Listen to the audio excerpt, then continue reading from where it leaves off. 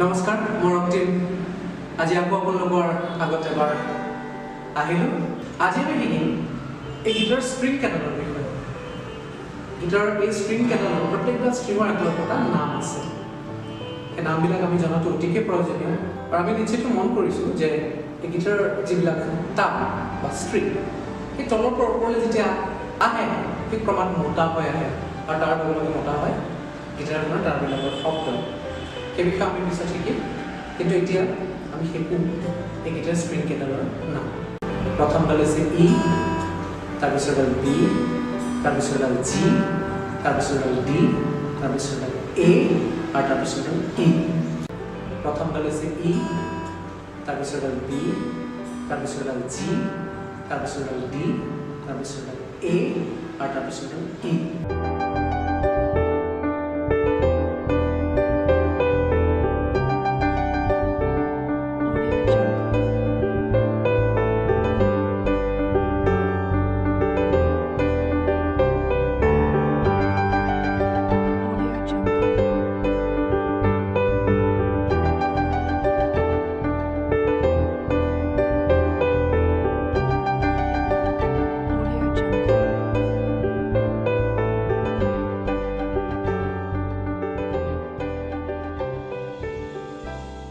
নোটবিলাকৰ বিষয়ে আমি শিকিম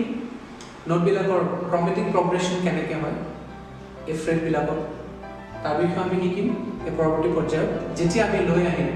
অ'পেন ষ্ট্ৰিং এক্সাৰচাইজ তাৰ লগতে অন্যান্য ফিংগাৰিং এক্সাৰচাইজ যিসকল নতুন তেওঁলোকৰ মই একো একোটা লেচনত সাংঘাতিক একো একোটা বিষয় সোমাব বিচৰা নাই সৰু সৰুকৈ আমি অলপ অলপকৈ শিকিম গতিকে আজি এৰিছোঁ অতি সোনকালে আকৌ আন ভিডিঅ' সময় এটা লৈ আহিম গতিকে নমস্কাৰ আৰু দিয়া লেচনবোৰ